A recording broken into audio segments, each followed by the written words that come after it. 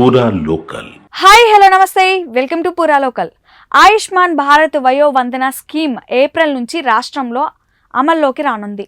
ఈ పథకం ద్వారా 70 ఏళ్ల పైబడిన వృద్ధులకు కేంద్ర ప్రభుత్వం 5 లక్షల వరకు ఆరోగ్య బీమా అందించనుంది. ఈ స్కీమ్ అమలుకు సంబంధించి రాష్ట్ర వైద్య ఆరోగ్య అధికారులు నెట్వర్క్ హాస్పిటల్స్కు తాజాగా ఆదేశాలు జారీ చేశారు.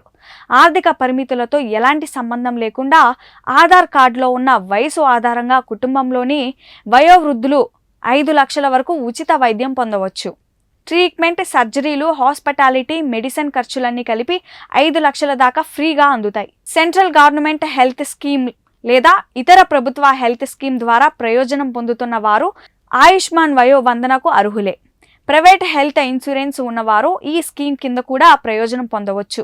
ఆయుష్మాన్ వయో వందన పథకాన్ని దేశంలో చాలా రాష్ట్రాలు ఇప్పటికే అమలు చేస్తున్నారు. ఏప్రిల్ 1 నుంచి మన రాష్ట్రంలో కూడా అమల్లోకి రానుంది. ఈ స్కీమ్కు వయసు ఒకటే ప్రామాణికంగా తీసుకుంటున్నారు. 70 ఏళ్లు పైబడిన సీనియర్ సిటిజన్స్ ఆయుష్మాన్ భారత్ వయో వందన కార్డు పొందడానికి అర్హులు. ఈ కార్డులను పొందాలంటే beneficiary.nha.government.in ద్వారా లేదా ఆయుష్మాన్ మొబైల్ యాప్ ద్వారా ఈకేవైసీ పూర్తి చేయాల్సి ఉంటుంది. లేదంటే నెట్వర్క్ హాస్పిటల్స్ ఆరోగ్య మిత్ర సిబ్బందికి ఆధార్ కార్డు వివరాలు అందిస్తే రిజిస్టర్ చేసి కార్డులను అందిస్తారు.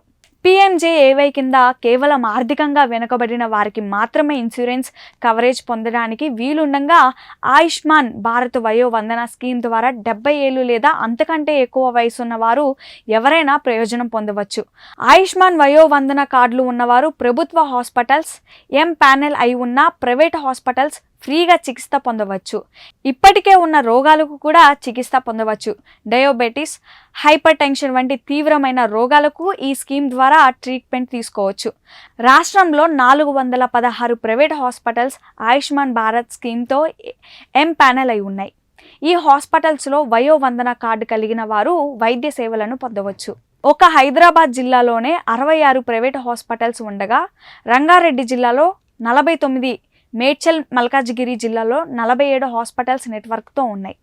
రాష్ట్రం మొత్తంగా 1017 ప్రభుత్వ హాస్పిటల్స్లో కూడా ఈ సేవలను సీనియర్ సిటిజన్స్ పొందవచ్చు.